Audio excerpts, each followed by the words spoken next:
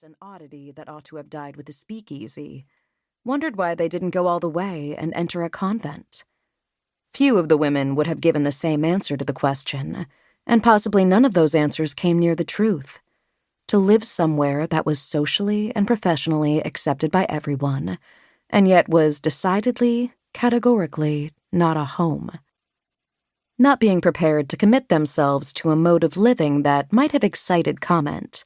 There were, of course, women living privately in 2s and 3s all over New York during this same period, but informal arrangements between women had a habit of falling apart under even mild external disruption.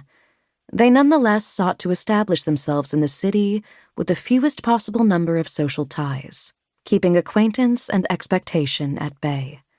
To disappear in a large city is no especially difficult task, but to disappear without ever exciting remark, without compelling a flurry of letters and telegrams or visits from the home folk, requires careful accounting and economy of movement. Such ties cannot be cut abruptly or all at once.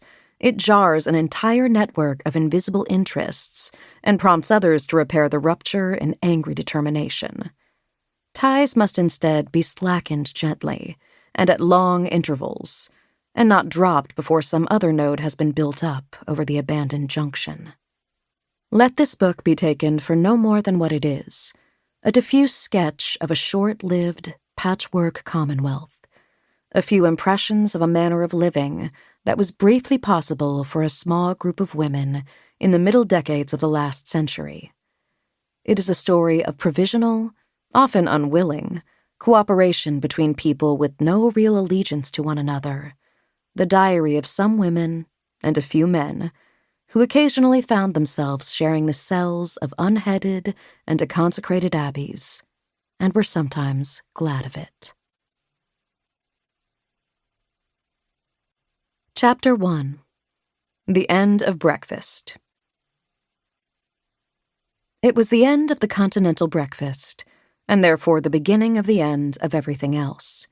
For 35 years, every Beidermeier girl, whose rent for the coming week had found its way to Mrs. Mosler's crocheted lantern bag, could go to sleep secure in the knowledge that she would wake up with a breakfast tray slid into the recess of her door, delivered just as advertised, silently and gratuitously, no waiting, no waiter. During the war, the $14 rent was raised to $18, then again to $25, after Carmine DeSapio replaced Hugo Rogers as the head of Tammany, Mrs. Mosler certain that a non-Irish Tammany boss was a harbinger of the rising prices, social upheaval, and general chaos soon to come. But the Beidermeiers' daily rendezvous between a tray and door never failed, not even on Sundays. And aside from a wartime substitution of postum for coffee, the menu had remained implacably untouched by time.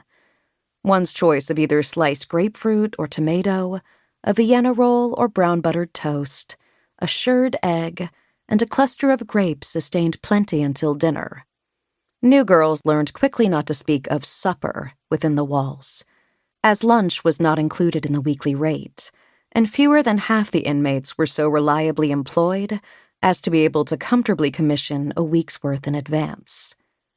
Possibly by way of consolation, lunch had become a slightly unfashionable meal at the Beidermeier.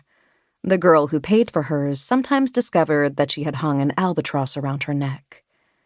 It was a daily custom for residents who considered themselves at home enough to receive visitors to leave their doors ajar between the hours of 10 and 2, since no more than 20 of the Beidermeier's more than 200 rooms were larger than the original 10 by 14 floor plan. Only visitors of supreme or long-standing intimacy were entertained all the way inside the room, usually given pride of place upon the bed, while their hostess perched against the desk. Ordinary callers were received in the doorway, sometimes several at once, depending on the attractions of the inmate. But the girl who received her lunch from the hotel often found that her floormates treated the sight of the tray as a no visitors sign. Then, no matter how charming her conversation, no matter how ingenious her tricks of arranging hair or repairing handbags that might have otherwise endeared her to them,